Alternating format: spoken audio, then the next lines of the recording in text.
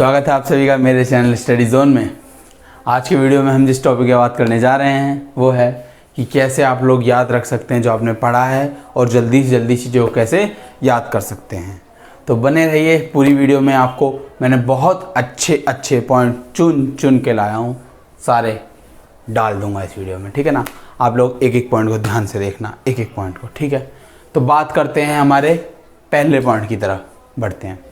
पहले पॉइंट, इसे सच में एक रूल की तरह रिप्रेजेंट कर रहा हूँ और ऐसा कोई रूल नहीं है, लेकिन आप लोग याद रखना, बहुत काम की चीज़ है।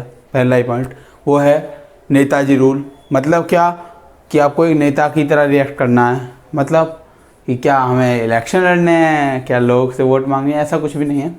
एक नेता को सबसे प्यारी चीज़ क्या होती है? नेता को सबसे प्यारी चीज़ होती है, उसकी जान से भी ज़्यादा प्यारी होती है उसकी कुर्सी। सब कुछ चला जाए लेकिन कुर्सी नहीं जानी चाहिए। सेम यही नेचर हमारा भी होना चाहिए। मतलब क्या कि हम लोग पढ़ाई जब भी करें तो चेयर और टेबल पे ही बैठ के करेंगे।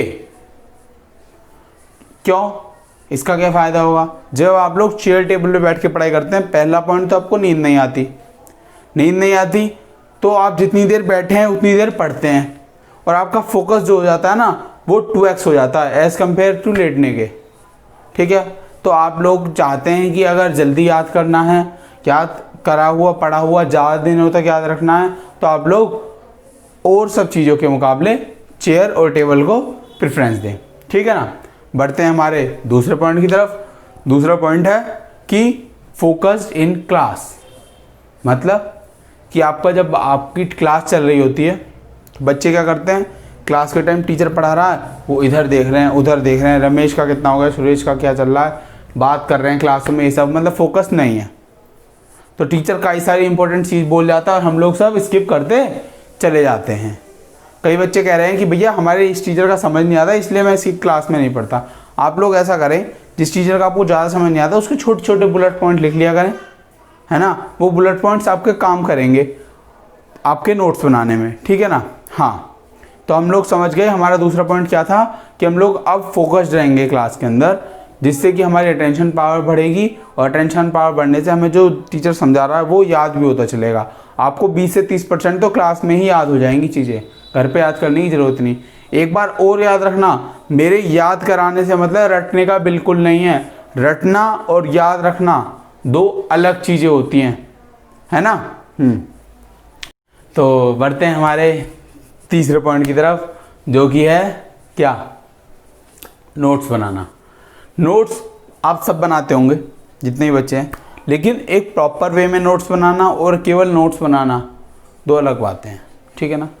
पहला तो हमें क्या करना है, हमने जो क्लास में टीचर के जो बुलेट पॉइंट लिखे थे ना, उन पॉइंट्स को लेंगे और एक अच्छी सी किताब लेंगे, उस किताब को लेके उन दोनों को जोड़ देंगे और जोड़ के एक अपने लिए बहुत अच्छे नोट्स प्रिपेयर करेंगे, जो गारंटी हो सके कि 80 से 90% हम इन्हीं नोट्स से कर सकें। क्योंकि जब आपके पेपर आ रहे होंगे तो आप सबसे पहले उन नोट्स को ही उठाएं और उन नोट्स से आपका सारा काम चल जाए, ठीक है ना। हाँ, अब उन नोट्स को बनाना कैसा है, तो उससे पहले मैं आपसे एक बात पूछता हूँ कि अगर आप एक मूवी देखने जा रहे हैं, उस मूवी में एडवेंचर भी नहीं है, थ्रिल भी नहीं है, कुछ भी नहीं है, आप लोग देखेंगे उस मूवी को, मज़ा आएगा? नहीं आएगा।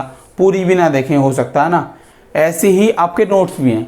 तो अपने नोट्स को आप क्या करें, 2 से 3 कलर के पेन लें और अच्छे बनाएं, अच्छी तरह लिखें, प्रॉपर हेडिंग डालें, हर चीज़ बनाएं। हो सके तो कुछ डायग्राम वगैरह भी बनाएं ताकि वो नोट्स इंटरेस्टिंग हो, क्योंकि वो नोट्स आपको 5 से 6 बार पढ़ने हैं और पूरी साल पढ़ने हैं। तो एक इंटरेस्टिंग मूवी की तरह आपको अपने लिए बनाने हैं। और जब वो नोट्स इंटरेस्टिंग हो जाएंगे, आप लोग उन्हें बार बार पढ़ेंगे, तो वो चीज़ आपको पक्की बात है याद हो जाएगी, आप लोग उन्हें कभी नहीं भूलेंगे, ठीक है ना। तो हमारा जो तीसरा पॉइंट है, नोट्स बनाना और अच्छी तरह बनाना। मतलब केवल हमें ऐसे आलतू फालतू नोट्स नहीं बनाने। पता चल रहा है हमें पेपर आने वाले हैं, हमें वो नोट्स ही समझ नहीं आ रहे, ठीक है ना। तो हम लोग एक A1 क्वालिटी के नोट्स अपने लिए तैयार करेंगे। तो हमारे चौथे पॉइंट की तरफ, जो कि है रिवीजन। देखो यार, किसी भी चीज़ को याद रखने में रिवीजन का बहुत तगड़ा रोल होता है, क्योंकि जो हमारा ह्यूमन ब्रेन है ना, वो ऐसे ही काम करता है भाई। अगर आपने एक चैप्टर बहुत अच्छी तरह पढ़ लिया, आपका वो 1 हफ्ते बाद आधा बचता है और उसके 2 हफ्ते बाद वो ख़त्म हो जाता है। ऐसे ही होता है। अब कई बच्चे सोचें कि ऐसा क्यों होता है, दिक्कत है। यार दिक्कत नहीं है, कहीं ना कहीं फ़ायदेमंद भी है और कहीं ना कहीं दिक्कत भी है थोड़ी सी। तो हम लोग क्या करेंगे, उसे बार बार रिपीट करके पढ़ेंगे, उसका रिवीजन करेंगे। मतलब कितनी बार कम से कम रिवीजन करना चाहिए एक बच्चे को।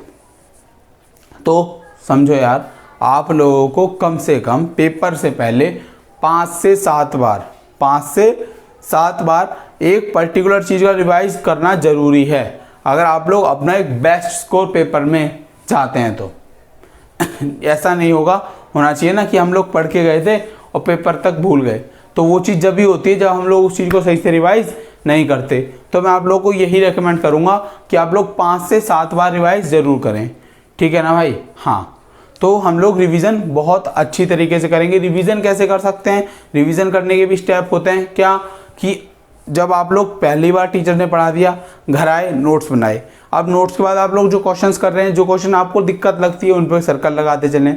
वो सर्कल वाले क्वेश्चंस ही रिवीजन में करने होते हैं। रिवीजन का मतलब ये नहीं होता कि आप एंटायर सिलेबस को line by line 1 to 1 to ABCD करके पढ़ें, वो रिवीजन नहीं होता। स्मार्ट स्टडी इसे ही कहते हैं कि जो चीज़ हमारी कमज़ोर थी उस पर हम ज़्यादा टाइम दे रहे हैं, जो चीज़ हमारी अच्छी है उस पर थोड़ा कम टाइम दे रहे हैं, और हर चीज़ को बैलेंस करके बढ़िया बना रहे हैं, अपने लिए परफेक्ट बना रहे हैं, ठीक है। वीडियो इतनी देख ही ली है तो वीडियो को लाइक ज़रूर कर देना, सब्सक्राइब कर देना, बेल आइकन को ऑन कर देना, और जो भी सवाल हो आप लोग मेरे से कमेंट बॉक्स में पूछ सकते हैं। मैं सारे कमेंट्स के रिप्लाई करने की कोशिश करता हूँ। तो ठीक है ना, तो धन्यवाद।